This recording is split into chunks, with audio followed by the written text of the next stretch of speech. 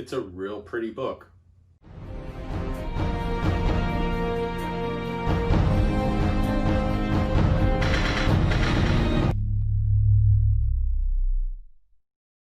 Welcome to Star Joes. I'm your host Ryan, and today we're going to be covering G.I. Joe, Real American Hero number 275 from IDW. This is written by Larry Hama with art by both Netho Diaz as well as Robert Atkins. And when I say written by Larry Hama, written might be a strong term for this issue. This is another one of those silent type issues. Now, back in the day, in the 80s, Larry Hama did issue 21, which is known notoriously and infamously as the silent issue. A little bit of history behind that, and I apologize if I'm getting it completely wrong, but basically the idea of what happened with the first silent issue was that there was some time crunches and timetable issues going on. It was never intentionally done to be without words. It just worked out that way, that's how they had to write the story in order to get it out in time. I'm not sure if that's what happened with this one also, but I can tell you it sure didn't feel intentional to have this be a silent issue.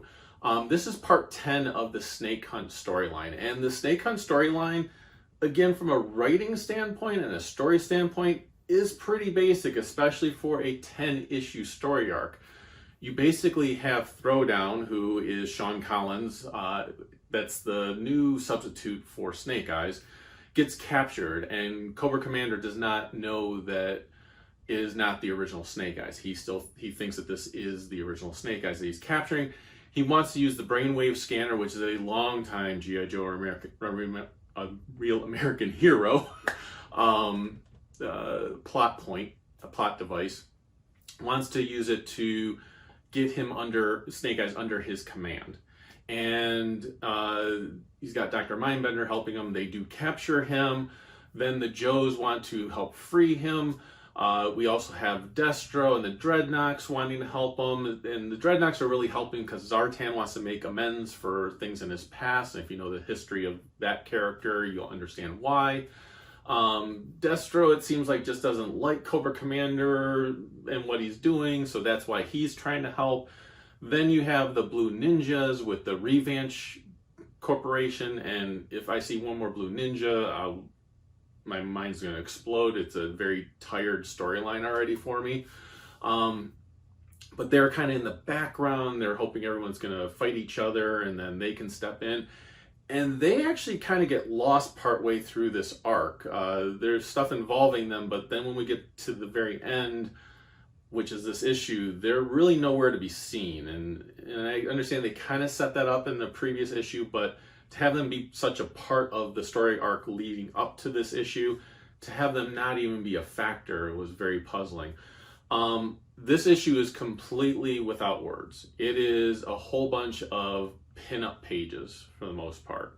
The artwork's beautiful. Netho Diaz and Robert Atkins have done an amazing job. In fact, Robert is one of those Joe artists that if you have been following G.I. Joe in comics for a long time, he's probably in your top 3 artists. You figure there's Herb Trimpe's out there, Shannon Gallant, who's drawn G.I. Joe, a Real American Hero, for a very long time, and Robert's right there with him as far as being a recognizable artist. And Netho Diaz is starting to become that artist as well, where people recognize his artwork for Joe. So the book is extremely beautiful. You have many pages of big battle scenes and fight scenes. What you don't really have is context. There's things that happen in the story arcs that lead up to this, of everyone going to go save Snake Eyes. And then you get this issue where there's no discussion, there's no talking, and there's no reason for there not to be any dialogue. Yeah, there's explosions going on, but the beauty of the original silent issue was that there was a story element, a story factor, that caused everything to be silent. With this, that's not the case. There's no sound effects for explosions that are deafening and people can't hear. You have hundreds of Joes. In fact, the idea behind this story arc was to get every single Joe character and every single Cobra character to make an appearance in this 10-issue story arc. That was the idea behind the story, and that's a cool challenge. It's a fun challenge, but it shouldn't be the main focus so much that it takes away from the story itself. I actually was enjoying the story for quite a while. And then, like I said, I got to this last issue and there's just story elements that fall apart because I have no dialogue. I have no story. I'm going to say something that is not going to make me very popular with Joe fans. And I am a huge G.I. Joe fan. That's the whole half of this show is G.I. Joe. But I really think that Larry Hama doesn't want to do G.I. Joe anymore. At least it comes across sometimes in his story. This is case in point, one of those issues. We don't know what happens with one of the characters that was set up early on. There's a character named that's a Siggy, and it's a Laura, and she is a very prominent character through the whole story. And in this last issue, I'm really not sure what happens with her. I kind of understand that she is there to help, but then I don't know what her fate is because there's no context. There's nothing that follows up what happens with this character. There's also no context for why she does some of the things that she does based on what we saw in just the last issue. So I know we're about to go into some new arcs, it's being done like special missions where we're going to focus on past time periods with specific characters. And the last time they did a special missions like that, the stories were fantastic. They were very character focused. They were awesome. I'm hoping that's what I'm going to see after this issue, because really for 10 issues of let's capture Snake Eyes and let's rescue Snake Eyes, it was a fun ride. But again, it wasn't something other than just being a fun ride. And maybe that's all G.I. Joe needs to be, is a fun ride. That's what it was when we were kids. It was just a fun, good time military adventure.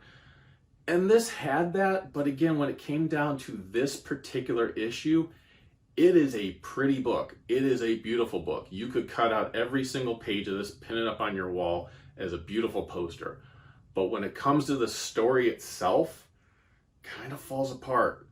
And it really doesn't give me any context, and there's absolutely zero reason for there not to be any words in it other than Larry just didn't want to write them. I don't mean to bag the guy at all. I love him. I got to meet him in person. He's a very wonderful person. He's a really great guy to follow on Facebook. He's super nice to his fans. So I really don't mean any ill will towards him when it comes to this, but I really don't understand this issue, and I really don't understand why he wouldn't have put any words to this other than he didn't have the time for it. And did he not have time for it because of a tight schedule, or did he not have time for it because he just didn't want to make time for it? I don't know. But when it comes to this issue, I kind of want to split it in two places. When it comes to the art, I would definitely give this the Autobot Matrix of Leadership. When it comes to the story of just this issue, I want to give it that it would appropriately would put Duke in a coma. And like I said, it pains me to say that because I was enjoying the story. I was enjoying where things were going and maybe what it was going to lead up to. But at the end of the day, it just was your basic, this character got captured, they went and rescued him. That's all it was. And that's what it was for 10 issues. And in the last issue, you get no dialogue to further the story. You don't understand what happens with some of the characters, and you don't understand why there is no dialogue. None of it makes sense to me. So, like I said, I know there's going to be Joe fans out there that love this issue. They're going to love the story arc. They're going to hate me for this review. But I just got to be honest. I was excited when I went into this issue, but by the time I was done with it, I really felt cheated. So, I'm hoping for great Joe issues after this. I know some of the things that they're planning on doing, and I'm very excited about those. I'm going to do some retro reviews of the past special missions issues, because like I said, those were fantastic, and I never got to finish those. So I hope you'll stick around for those. But leave me some feedback in the comments as far as what you thought of this issue. Did you enjoy issue 275? Did you enjoy Snake Hunt? Like I said, overall, Snake Hunt was a fun ride. I was enjoying it. It was just this issue kind of left me feeling flat at the end of the day. So with that, I'm going to go ahead and close the episode by saying the Force will be with you, because knowing us is half the battle. Take care, everyone.